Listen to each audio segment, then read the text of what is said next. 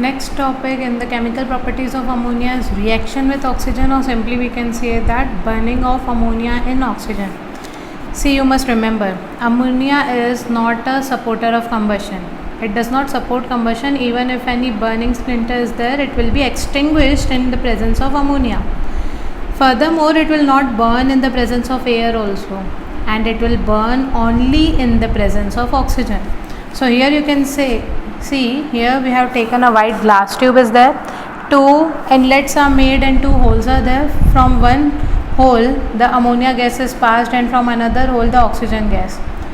This hole for the ammonia gas, or this pipeline for the ammonia gas, it is a bit raised.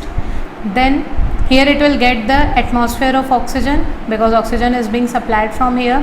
Then in the atmosphere of oxygen, this ammonia gas will burn and it will produce a yellowish green flame. You must remember the color is yellowish green. Okay, then it will burn and it will produce, like here you can see ammonia reacts with oxygen to produce nitrogen and water. So you can see water vapor will be formed and nitrogen gas will be formed. This reaction is very explosive. Therefore this reaction is not generally carried out directly. It may lead to some unforeseen circumstances. Then here you must understand the difference. One was the burning of ammonia, okay, and here ammonia is reacted with oxygen, but here the catalyst is not used. When we carry out the same reaction but in the presence of catalyst, like here also you can see ammonia is reacted with oxygen, but here the catalyst platinum is used and the temperature condition is moved to or raised to 800 degrees Celsius. So in the presence of catalyst, if this oxidation is carried out, then that oxidation will be known as catalytic oxidation of ammonia. Clear with it? Catalytic oxidation means in the presence of catalyst, and simply if you are saying burning or oxidation of ammonia, so that will be without the catalyst. The products in both these cases are different. So here you can see, when simply burning was there without the presence of catalyst, nitrogen and H2O was formed, and here water and NO, nitric oxide, is formed and high amount of heat is evolved.